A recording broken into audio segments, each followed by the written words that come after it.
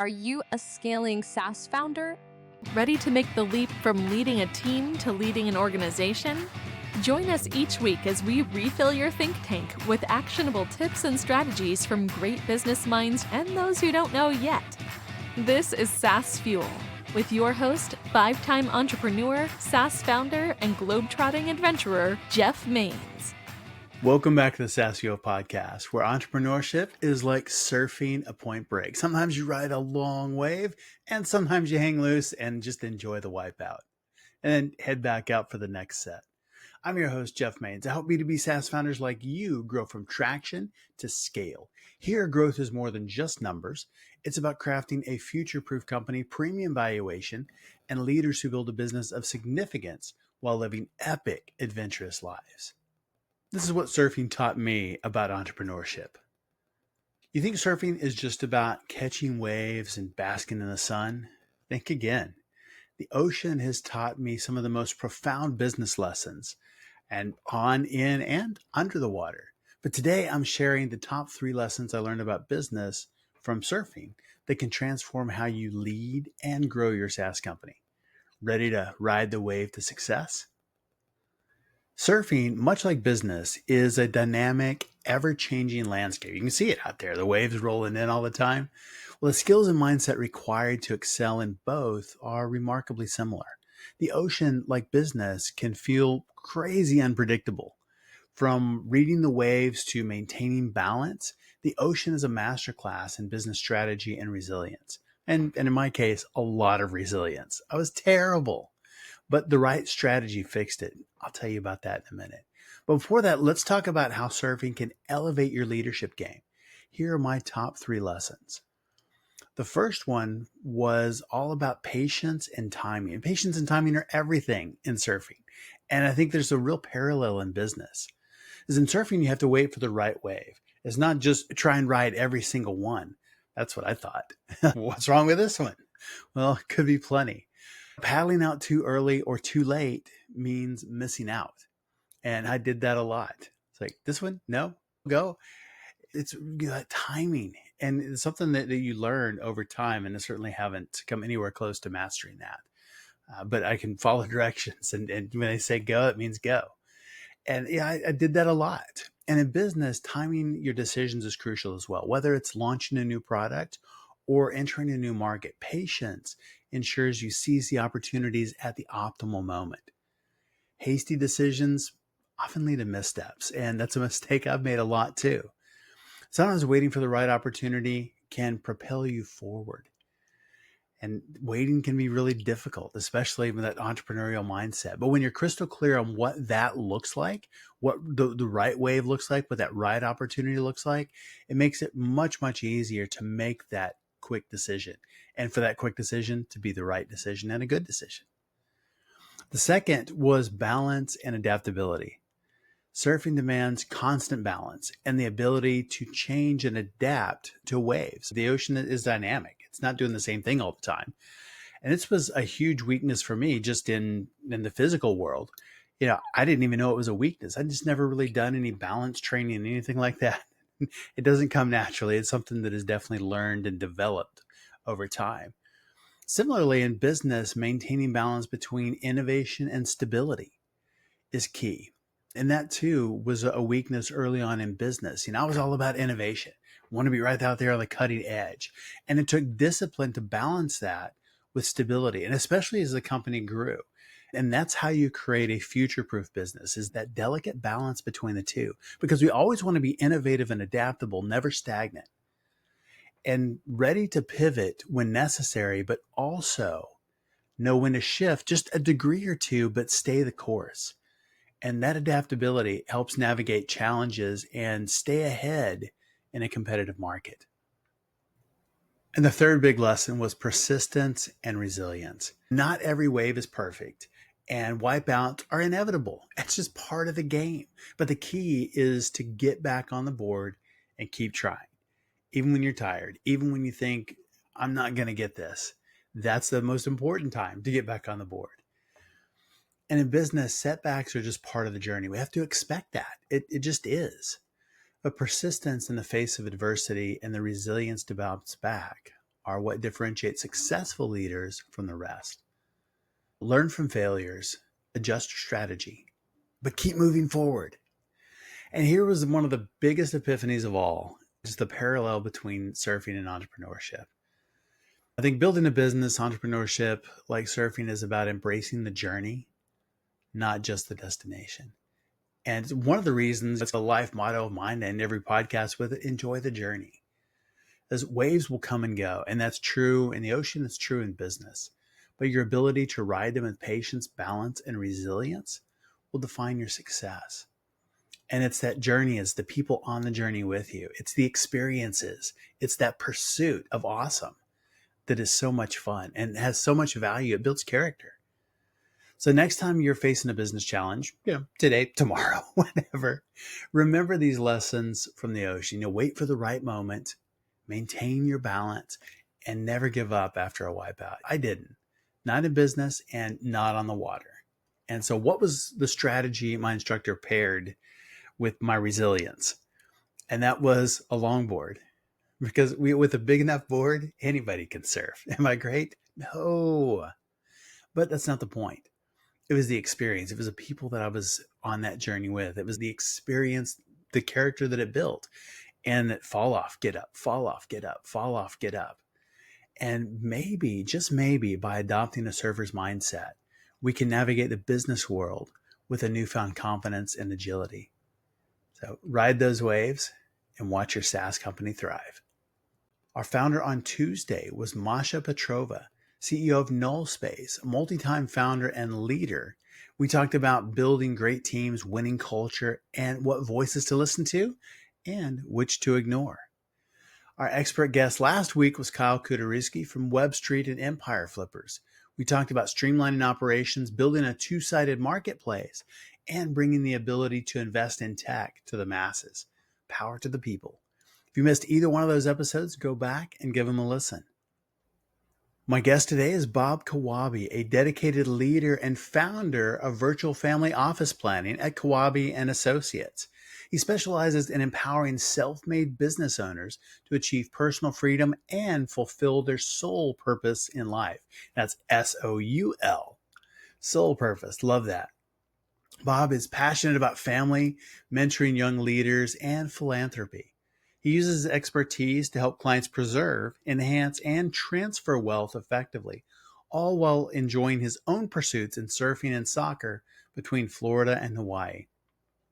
Welcome one of the most connected and giving people that I know, Bob Kawabe.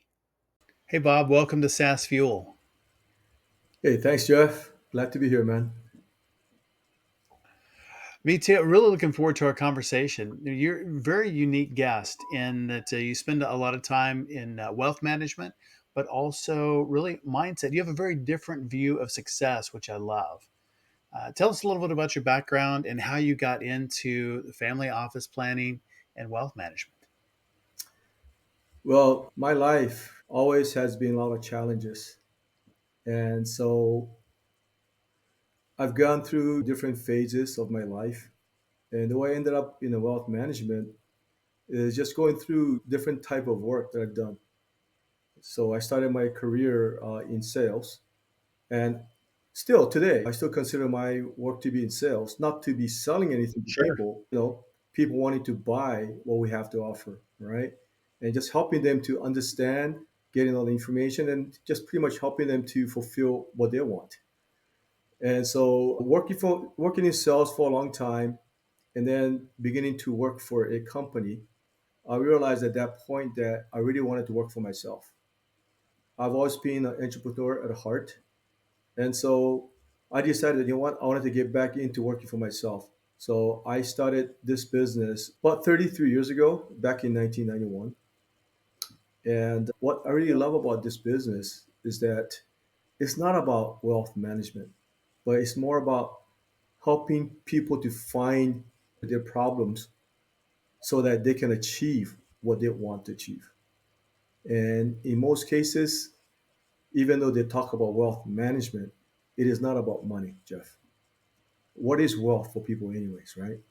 Wealth to me Yeah. and with the people I work with is about the knowledge we gain as a result of our journey, right? We go through our journey and we learn from all the experiences that we go through, both good and bad.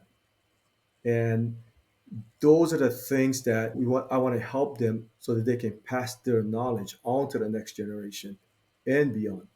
And I'm not even just talking about the That's great. families either. I'm talking about the people that they may want to make an impact for, the other people they may want to care that they care about. So yeah, so that's been my journey, Jeff. So I can tell you all about different stories of what made me who I am and stuff like that too. So feel free to ask me questions. Yeah. So how do you define success? A lot of people really look at it as financial success, and maybe that's an element of it. But yeah, how do you define success, and how has that definition evolved throughout your career? Like everyone else, when I started my career, I thought money was success. But as you begin to realize that once you have what you need, once you can take care of yourself and your loved ones, it is no longer about the money. And to me, what I define success is not about winning, not about being number one. It's not about money and all that stuff, but knowing that you were able to give your very best in anything you might have done. So just because you come in second place doesn't mean that you failed and you weren't a success. If in your heart you have given your very best, and looking back, there's no way you could have done any better. And so that Yeah. became a definition for my success. And funny thing is, I started to coach athletics over 20 years ago. And the first person I look as my mentor to learn from was one of the great coaches of all time. And his name is John Wooden. He coached at UCLA. Yes. He won like 12 national championships. He won like 10 in a row. Okay. But funny thing about Coach Wooden is that he never talked to his players about winning. He never told the players they had to win. Because in his definition of success was exactly what I just mentioned, is for the players to give their very best every single second, yeah, that they're out on the court. And when you do, the results speak for itself. So what Coach Wooden did, Jeff, is instead of being a coach, he was a teacher and he was teaching his players about life. And I Yeah. really resonated with that. So that became my foundation in my coaching of the players because sports is competition, is fun, is a challenging stuff. But when everything's said and done, there's only going to be one winner. And just because you don't win doesn't mean you didn't succeed if you have given your very best. So that's my definition, Jeff. I love that. Well, you said growing up, numerous obstacles and adversities. Yeah, how have those experiences shaped your approach to coaching and mentoring others and the work that you do now? Yeah, everything. Growing up, I had my ups and downs. And one of the things I talk to people about all the time is how many people have heard the word no or you cannot. Well, I grew up like that. I was always told no and why I couldn't do something. But my DNA is not built that way. I'm the type, so you know what? You're telling me no, guess what? I'm going to show you why I can. So I'm a fighter, Jeff. So I didn't let that stop me. Instead of just folding and say, you know what, I give up, I wanted to find a way to do it. Okay. In the beginning is to prove them wrong. But as you grow, what you learn to do is that you do it for yourself. Right. So Yep, absolutely. that has helped me tremendously. People think adversity is a drawback, right? But for me, adversity is an asset. As a matter of fact, that's what Coach Wooden talks about in his 12 lesson of life, saying your adversity is your asset. Because I want to use that adversity to empower, right, myself so that I can use that empowerment for the better going on forward. So yeah, to go back to all the crazy stuff I've done, Jeff, it all comes down to living with a hardship and utilizing the hardship as a fuel to do better.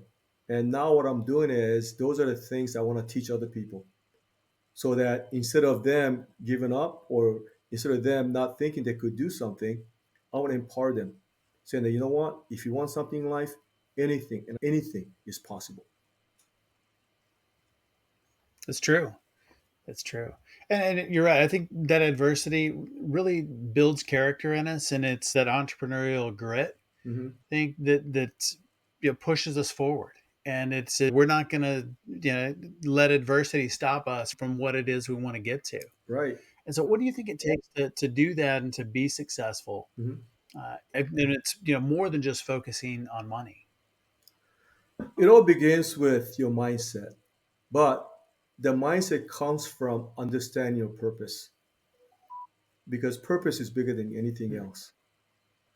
Once your purpose is clear, and I like to call your purpose your North Star, right? Once that is clear, knowing where you want to go, but most importantly, why is it that's important for you?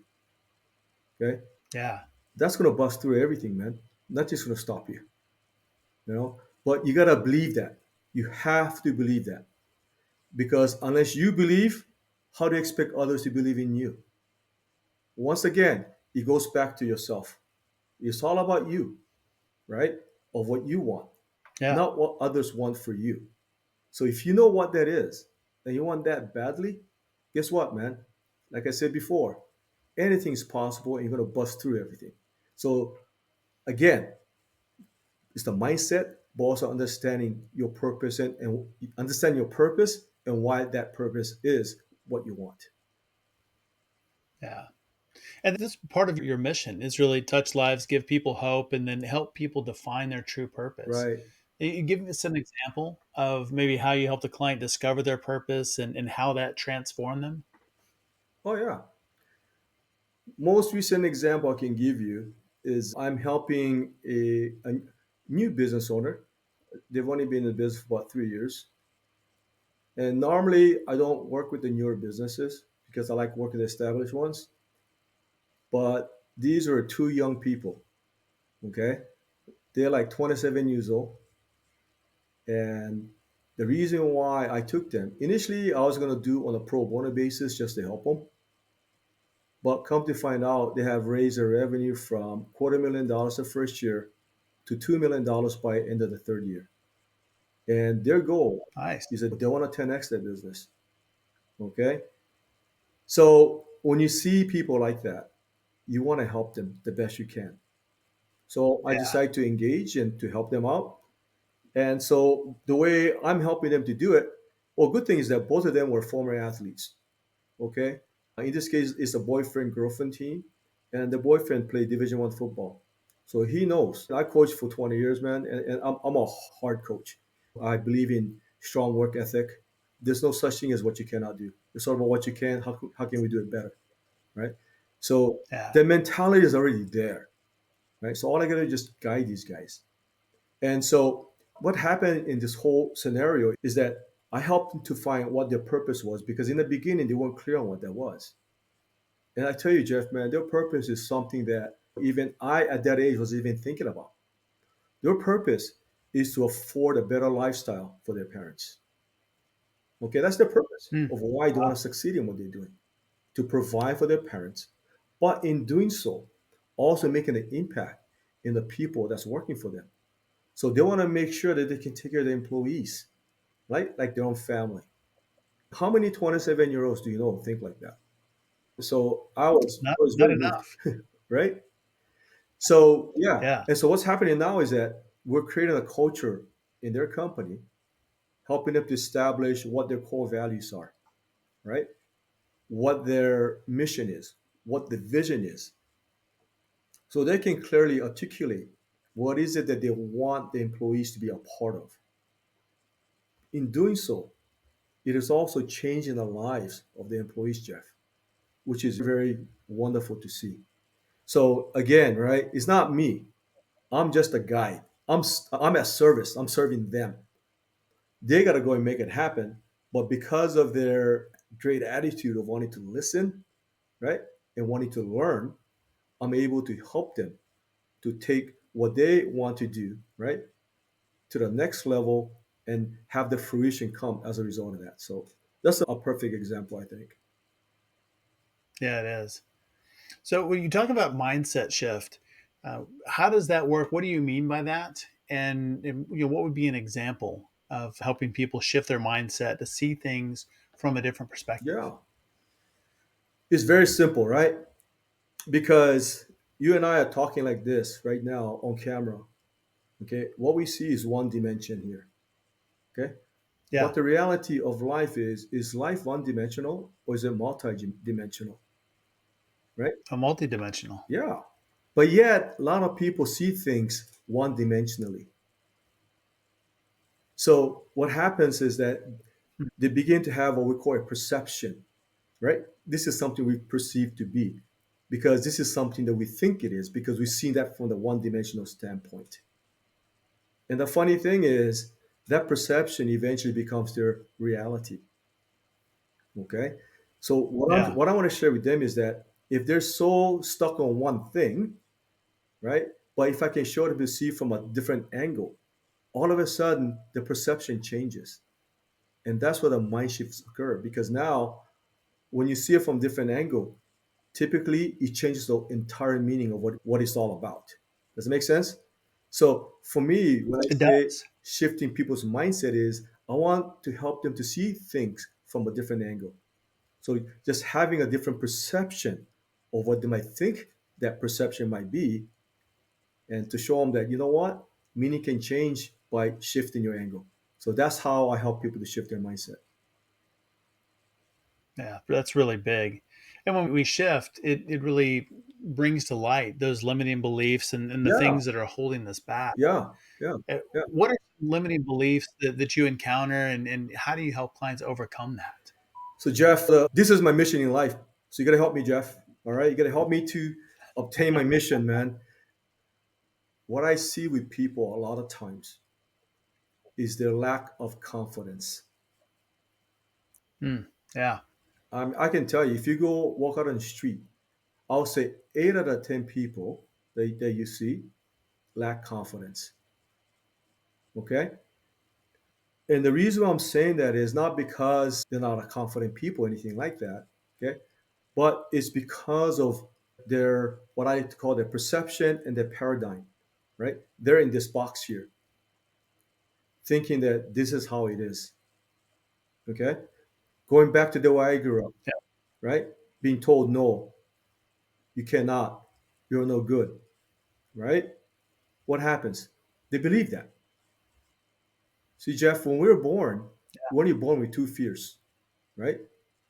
Sound of loud noise and a fear of falling. That's it. Everything else is learned. Hmm. Okay. But Wow. somehow what they learned are shaping their life. Okay. So do you know why people are not confident? Why is that? Two primary reasons that I found.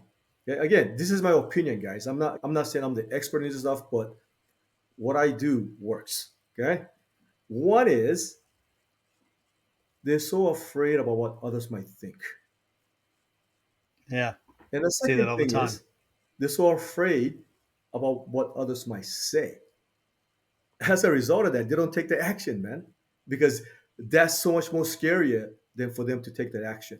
Right, Jeff? Yes. So Yeah. I have two words for that. Okay, two words. Who cares? Get over it, man. Who Love that. cares? Because what others might think about you, what others might say about you, does not matter at all. But yet, you're having that limited self belief because of that. Okay. Yeah. So, antidote to having a confidence is get that two fears away, first and foremost, but prepare and prepare by practicing and practicing, right? Like athlete, like an elite athlete, Yeah. they become better at something they do because they practice it over and over and over again. When you do that, knowing that you can do it, you've done it, you know that, right? How could you not be confident? Right. So that's the Yeah. limiting belief I see as the biggest thing for a lot of people. Does it make sense? No, we're not born with every talent that there is, and we have to develop those. So even things that, even when you see people that are really good at something, whether it's sports or art or music or whatever it is, there was a time where they were beginners and they were terrible, but they didn't stop. They didn't give up. They continued on. Ready to dominate your market and skyrocket your revenue? Dive into Small Fish Big Pond, building a world class business that swims circles around competitors. This book is packed with powerful marketing and leadership insights guaranteed to transform your business and operate world class. Small Fish Big Pond delivers proven strategies to sharpen your marketing message, deliver unmatched value to your clients, and guide your prospects' buying journey to one inevitable conclusion: that your company is the only solution for them. Sound good? Well, inside you'll find step by step frameworks and time tested growth principles to attract your ideal clients, convert them, and turn them into your passionate brand ambassadors. Get your copy today in print, ebook, or audio at smallfishbigpond.com or on Amazon. Plus, remember, every book sale supports charity. So dive in and make a difference. Right. The confidence, and we let those limiting beliefs hold us back. We Right. give other people the power Right. to control our behavior, to control our destiny, control our future, control our lives Right. just because of that fear. Right. Fear gets in the driver's seat and it keeps us from doing what we know that we, or maybe we don't know, from doing what we could do because we're afraid to try. And if you think back, if you look at any great athlete, any great musician or artist or some business person, they all started at zero. They all Yeah. started at the same place, and they weren't born with that talent. Some, obviously, there's some things we're more talented in than others, so there are natural abilities, but they all develop those talents over time. They were willing to put it out there and say, I'm going to try this, and I'm willing to go fail. I'm willing to be bad in order to get past that and get good. So it's really facing that failure, facing that criticism. And a lot of times it's fake anyway, because it's not even there. It's in our heads, but we push forward. And that's the only way that we find that greatness is on the other side of that fear. Yeah. One thing I want to point out, Jeff, this is a habit for all of us, right? And the word you used several times just now is the word try. And in my Yeah. definition, there's no such thing as trying, okay? Because whether you do it or you don't, right? Yeah. Trying fits in the middle. So if you look at it, when people say, I'm going to try, to me, that's hardened, right? I would rather they say, you know what, I'm going to do it. Because that set the stage, right, for how they feel. It sets the stage for being committed to what they're going to do. So language has a lot to do, and those are the things I found Mm. as I began on this journey of being able to mentor and coach a lot of different people in regards to the mindset. And I'm going to give it a perfect example. I read this quote every single day. Okay, this quote comes from Michael Jordan. And Michael Jordan says this: I have missed more than 9,000 shots in my career. I have lost almost 300 games. 26 times I've been trusted to take the game winning shot and missed. Wow. I have failed over and over again in my life, and that is why I succeed. Look at the Yeah. mentality there, right? The message there is that if you should decide this is your purpose, this is what you're going to do, doesn't matter how many times you fail, you got to keep going. You get knocked down, stand up. Knocked down again, stand up again until you succeed. So, what that message tells me is about the determination that Michael Jordan has. Yes. Not being afraid to fail because he knows that failure is just part of the game. There's Yeah. another saying, right? Failure is the stepping stone to success. Because how do you know whether you can do something or not unless you do it, Right. right? And a lot of people don't even give the effort to even make that effort to do it to begin with. So they'll never find out what they could have done because they never did it, right? Right. And Wayne Gretzky said this many years ago. He said, "You're going to miss 100% of the shots that you don't take." Right. Right? Yep. It's so basic, but you know what? We don't see those things in that way. So again, shifting your mindset is about understanding those things and not being afraid to take the shot because guess what? You might make it. Right? Right. Yeah. Yeah. So And I think it's a really good way to think about that, and that success and failure, it's really subjective. yes. So even when you miss the shot, that's not the end. The game is still going, or the Right. season, or the career, or your life. There's another opportunity, and so looking at it as just it's part of the learning process. We don't get great without the doing. We don't get great without having those times where we're not at the level that we think we should be or want to be at. Right.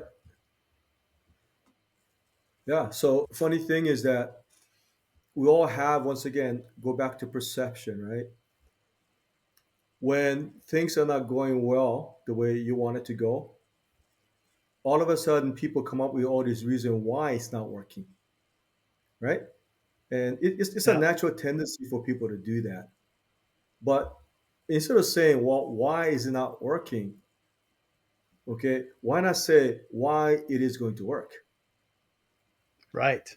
Or how Again, can it work? yeah, what can I do to make it work? Or what? Yes. Or I'm going to make it happen no matter what.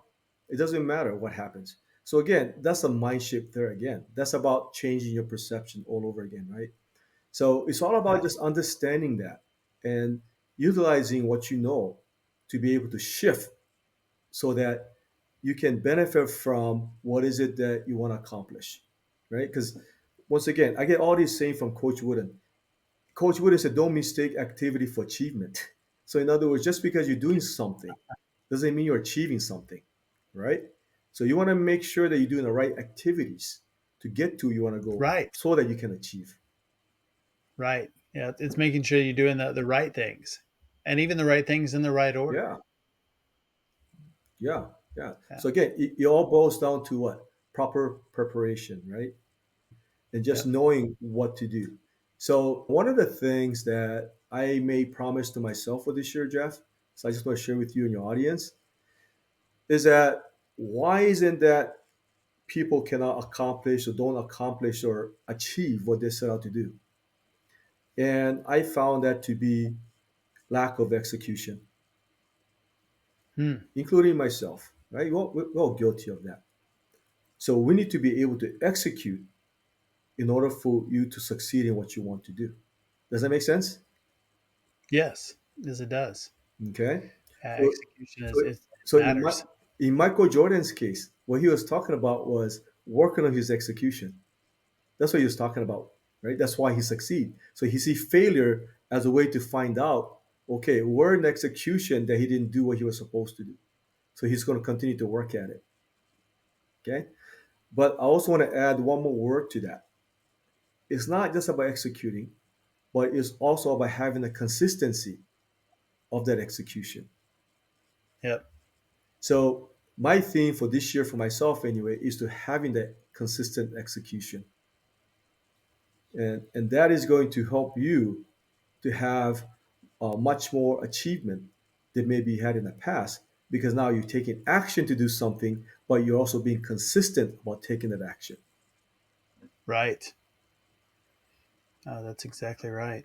And that's talk about that too. The mark of a champion is consistency. That's how you get there. Get to that level. It is consistency. It's time and time again. When you feel like it, when you don't feel like it. When you're really good and having a great day, and when you're not feeling it and maybe not having a great day. Yeah. Consistency. One thing I like to add on that too, Jeff. Let's talk about execution for a minute. I don't want people to think execution is just taking action, okay? Because yes, it is about taking action, but we also must take deliberate action with a purpose behind that action. So when I coach athletes, we talk about, right? That's the action they take. I don't want them just to go through the motion of going through the repetition because you get all you get is a count. But if you're doing things the wrong way, you're getting good at doing things the wrong way, right? So Yeah. so I want them to really focus on the quality of the repetition they're taking. And so that means I want their 100% effort every single time. But how do you talk to your athletes and how do you connect with your athletes on what I really want, which is 100% effort? So what I've done is instead of saying give me 100%, because sometimes the measure is not really clear for people sometimes. Right. So I Right. came up with what I call the 1% rule. Okay. So that is, Jeff, I'm just asking my athletes for every rep that you take, can you do 1% better than the last time? Hmm. Well, anybody can It's do good. 1% better. Maybe not 100%, Yeah. but they can do 1% better, right? Can you? So, so the idea behind that is by me asking them to do 1% better as a coach, I know that they're going to at least give me 100% of what they did the last time, right? So I know that the effort's going to be at least 100%. So Yeah. again, that's a shift in the mindset, right? Of how you can let people see things from from another perspective, but still getting the result that you want. Yeah. Yeah, thinking about the perspective, your virtual family office planning, you work with high net worth individuals, you work with exited founders, you work with people that, by outside standards, have success and certainly financial success. But success is different than fulfillment. What have you seen that difference be in someone who may be successful and not fulfilled versus someone who is successful or maybe even less successful but is very fulfilled? Yeah, you know what? I think this might be a great opportunity for me to let you guys know what our value proposition is. Okay, because it really connects with what I'm going to talk about right now. So Yeah. yeah, yes, we do the virtual family office, but what we're really known for really is to helping successful. I like to work with self-made guys, right, from the ground up. That's also family oriented because that tells me they care. Okay. So we love to work with successful self-made family, right? Business owner, family oriented business owners. And we want to help really to help them to define, right, what their sole purpose in life is. What is their soul calling them to do? Because I'm talking to guys who made millions and millions of dollars. And are you telling me you want to go and make more millions? Is that the reason why you're here on this earth? Right? And then once you get done doing that, your time is up? I don't think so. So by helping them to really define what their sole purpose in life is, we want to help them to understand what does their life of significance mean. And it pretty much breaks down to three things, Jeff. For most people, one is they want to spend, right, time with those that they care about and that they love. And the second thing is they want to do what they love to do, what they're passionate about, right? Jeff, I love doing this kind of stuff, man. Right? So this is my passion. Yeah. So I love doing this kind of stuff. So I want to do more of this kind of stuff. And I want them to do whatever that might be their passion too.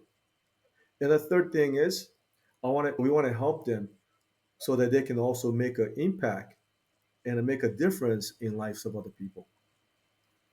So to me, if when you have self-fulfillment of making that kind of an impact, I feel that most of us will feel very successful because we're able to make an impact for other people. So the success changes as you go through different phases of your life because you're going to begin to realize, again, for the longest time, I thought it was all about me, right? But you know what, Jeff? It is not about me, right? It's about other people. And funny thing is, the more you give, you also get back in return. Not necessarily like a business and stuff like that, but I get it back in self fulfillment.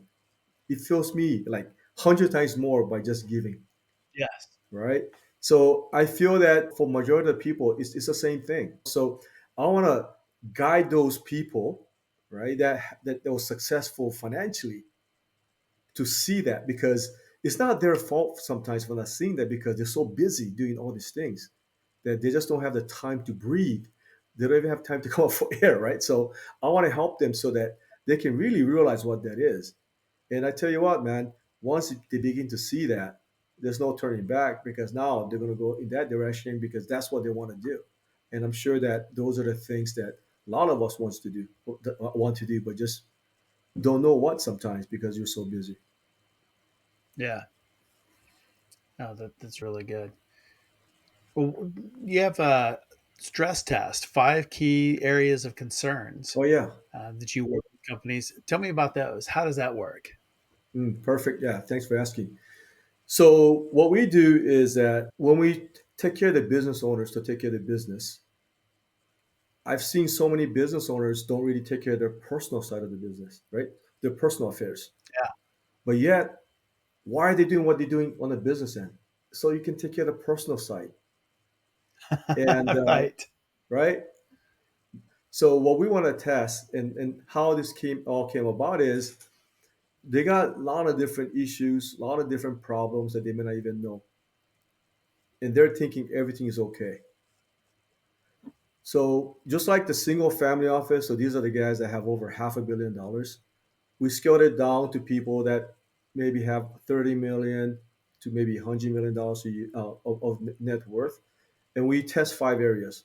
One is we help them to make sure that assets are preserved by making smart decisions about their money, because a lot of people want to make sure that they have worked hard all of their lives. So make sure what we got is something that we can take care of. And the second thing is we also help them to enhance their wealth by mitigating through taxes. These guys pay a lot of taxes, man. Capital gains tax, Yeah. ordinary income tax. And if they don't plan right, they're going to pay the largest tax of them all in the form of a state tax, right? So we want to make sure that we can Yep. continue to That's right. mitigate those. And we also want to make sure that they can also transfer their assets to their loved ones, doing it the right way, and to make sure the assets are there. Okay? Because I know of a guy who was worth $500 million the day before he died. The following year, the family was pretty much broke. Okay? Because they Wow. didn't do the stress test. Okay? And I can expand on it if you want me to, but so Yeah. basically, Yeah. That's a big one. yeah. So I'll go to the five and I'll expand because I think you're gonna know who that is. And so we do that to make sure that's been taken care of, and we also want to help them to protect their assets from being unjustly taken, right? Because a lot of people don't understand that it's not just about the liability of someone suing you, or maybe you go through a divorce, but a lot of times that could come in a form of a tax that you have to pay, and not having the money to pay for it, especially in the form Hmm. of a estate tax. Okay, because a lot of people have their money tied up in the real estate, the business, right? The only way they're going to be able to get the money out is through liquidation. So we want them to understand all that. And the last thing is to help people to magnify their charitable impact. So those are the 5 areas we focus on. And the person I want to focus on right now is you all know Miami Dolphins, right? The NFL football Yep. team. The original owner, his name was Joe Robbie. And Joe Robbie actually built the stadium called Joe Robbie Stadium. Today is known as Yep. You Hard sure Rock did. Stadium in Miami. Right. He spent about $140 million, and he used his own money along with the investors to build it. Okay. But yet, when he passed away in 1991, his wife wanted to exercise to get more money out after he passed away from the trust. Well, guess what? Majority or practically all of his assets were tied up in the football team and the stadium. So as a result of that, Jeff, they had to have a liquidation and sell the stadium and the football team for $105 million. Now he Wow. paid 140 million bucks just for the stadium 10 years prior. Okay. In addition to that, though, of 105 million, about half the money had to be used to pay for the estate tax. So family got maybe about 55, $60 million left to split among 9 kids and the wife. Okay. And Wow. because the wife got so upset with his kids because the kids didn't want her to do what she did, She ended up disinheriting four of her kids. So it was also a family feud. And the unfortunate thing is the wife died a year later after all that. Wow. Okay. But here is a kicker though. The person who bought that stadium and the team 10 years later sold it for $1 billion. Okay. Today, Jeff, the team, Miami Dolphins alone, from my understanding, is worth $6 billion. Wow. Talking about a huge price that they had to pay, right?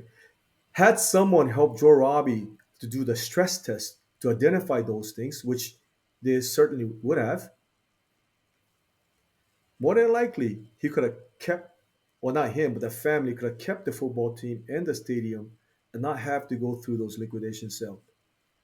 And Sure. today, the family will be $6 billion richer, right, because of it. But it's not just about the money, but the legacy that he could have created, right? So Right. yeah.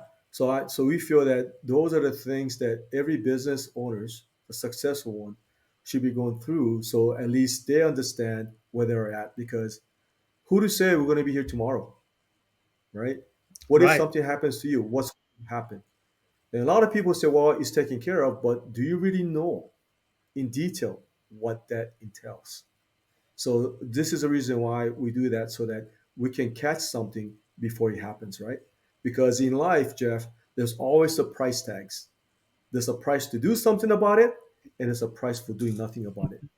And the reality that we found Right. is that for you to do nothing about it, typically are much, much greater than what you can do today. So it is a very important Yes. issue, especially when you're successful and you want to have that family legacy continue on. Yeah. So important to make sure that plan is in place. Yeah. Well, you have a passion for surfing as well as personal development and mindset and developing people. Yes. How does surfing fit into the your work pursuits and also you as a coach and mentor? Yeah. I mean, surfing, that's something I love doing since when I was younger. But what surfing does really for me now is it gives me three things really. One is that when I'm out in the water, it gives me the solitude. Love It is that. so peaceful, man. And just being in the water, being with the nature, especially being from Hawaii, I get to see the diamond head, all that kind of stuff. If I go to the North Shore, I can Yeah. see the nature. So that's solitude is super important. The second thing is it's a great exercise. I feel that health is number one over anything else because no money can buy health, right? Yep. So taking care of yourself to me is super, super important. And the third thing is, you know what, with surfing, because I can still surf, pretty good, like when I was younger. So it keeps me sharp as far as staying with the younger kids. You know what I mean? I'm like the uncles now. They call me uncle out in the water. Well, just being able to keep up with them and just having fun. So yeah, so it's mainly about the solitude, the workout, but also having that fun. So yeah, that's how surfing fits in. And again, for me, my personal life, my business life, no different. You're gonna see the same guy. You're gonna get the same kind of a feeling when you talk with me and so forth. So yeah, so everything is connected in my view. So yeah, surfing is equally connected to what I do in business. And yeah, like when I'm out in the water surfing, you'd be surprised to find the kind of people you meet sometimes. So Yeah. That's fantastic. Are you gonna leave us with a parting thought, parting quote? well, I tell you what, yeah, a couple of things I like to talk about. One is dream. Okay, dream as big as you want. And like I mentioned earlier, don't worry about what other people might think because they don't know you. A lot of times people are going to tell you why you cannot do this, you cannot do that. You know why that is, Jeff? Why is that? Because they cannot do it. That's true. Yeah, they're putting themselves in their shoes. So, Jeff, they Right. don't know you, man. They don't know you, Jeff, That's right? Just right. because they can do, who to say you can't do it? So, I want to make sure that your audience, your people that's listening to this podcast, Dream as big as you want, man. Bigger the dream, the better.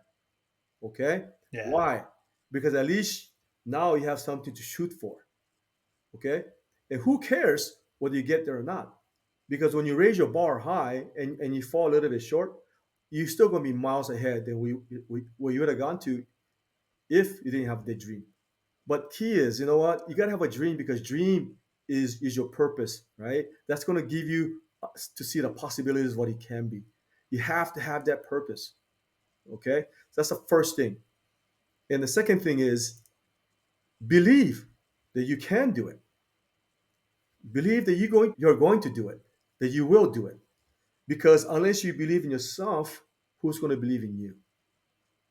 Yeah. That's right. Right? Okay. And the third thought I want to finish with is a saying that Henry Ford said many years ago. In regards to your dreams, in regards to your belief. Okay? And he said this: believe that you can, or believe that you cannot. Either way, you're right. And let me repeat: believe that you can, or believe that you cannot. Either way, you're right. So, with that, Jeff, I appreciate you having me on your show, man. Absolutely. How can people learn more about you online? They can look me up on LinkedIn. So, Jeff, I'm not technologically inclined as you, but they can find me under Bob Kawabe. That's Bobkawabe. Just type in my name, and I know I'm going to pop up. So, yeah, that'll be the best way. And yeah, I'd love to talk to people if they have any questions, if they want to know anything. Yeah, I'm there for you because my life is about helping as many people as I can. So yeah, just reach out to me. Outstanding. And we'll definitely link that in the show notes and get people connected with you. So, Bob, thank you for being on SaaS Fuel. It's a great conversation. Thanks, Jeff. Appreciate it. And in Hawaii, we say aloha. Aloha. Yeah, double shaka, man. No, so I went to this workshop about a year ago in Orlando, and there was about maybe 4,000 people in the audience. And this person was speaking on stage, and she talked about different traumas that people have gone through. And she mentioned about, I forgot what they call it, but she mentioned like 10 different traumas they have gone through as a child. And she said, if you had at least four of those happen to you, right, to please stand up. So basically, what he meant was, if you had at least four happen to you, you're pretty screwed up, man. That's what he meant. And believe it or not, about 60 to 70% of the people stood up. That's a Wow. lot of people. Now, I said 60 to 70% stood up. Doesn't mean that there's others that fit the criteria, right? Right. Jeff, I had seven of those. Okay. Wow. So again, I'm not perfect, but I was able to live through that, and that didn't really define who I was. So I was able to counter that, right? To have that mindset. And when I saw that, Jeff, I said, you know what? This is my calling. This is my That's calling. awesome. This is what I need to do, is to reach out to these people because I don't want them to live without not having confidence. I don't want that to stop them from achieving the greatness, right? So Yep. this is the reason why I love doing these things, because by me being able to understand what people are going through and be able to help people, and then once again change the perception by shifting their mindset, I know that we're doing a lot of good for people, and that's going to help them, right? So other thing I do also right now, Jeff, is yeah, I do go and reach out and help out those disadvantaged kids. You know what I mean?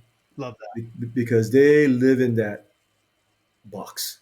They don't Yes. understand there's a world beyond their seating.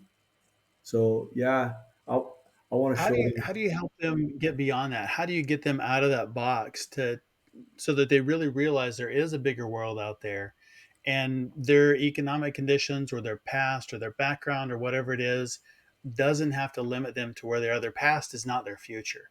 How Yeah. do we get them to realize that? Okay, so that's where.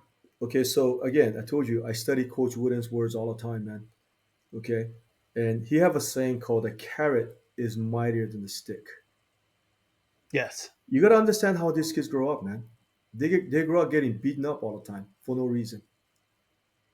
Okay, so the missing component is they have all this fear. They don't have this compassion from people. You know what I mean? They don't care about these kids, or at least they act like they don't care. I'm not saying they don't. Okay, so before you can even get them to the point of understanding how we can help them to break through the ceiling, there's few things that we got to do first. So I use a carrot. Carrot is defined in four things. One is, it's all about showing them love and caring. They don't have that. I bet you they can even say the word love. I couldn't say that word for the longest time, okay, because I didn't Mm. get it. So love and caring is one. Second thing is unconditional acceptance. Okay, a lot of these kids don't feel like they belong. I didn't feel Right. like I belonged for the longest time. Okay, but I said unconditional because people use that as a carrot too, right? In getting what they want, so they'll accept them conditionally. You can't do that. So you got to accept them unconditionally. And the third thing is you got to give them approval because Mm. kids are always seeking for approval, right? Yeah. But it's not just kids, Jeff. Even us, man. Till today, we want approval, right? Yes, that's exactly right. Right? Seriously. Okay. Yeah. So the third thing is approval, and that's why these kids do bad stuff because they don't get enough attention at home, right? So that's their way of getting. Jeff, I hate to tell you, that was my way, man, when I was younger to get to get attention. Yeah. Just somebody I'm pays going, attention when I do these things. yeah. So I'm going back and see myself from the past to see, okay, why did I do this, right? So I went back to pretty much study myself. That's what I did. Okay. And then the last thing is people, kids, but people in general too, needs encouragement, Yeah. not a stick. That's why people don't like to fail because they don't want the consequence. When they fail at something, what do they get, man? They get whipped, right? May Yeah. not be physically, but they get whipped verbally. Maybe they get whipped by how people may act towards them, to react towards them, right?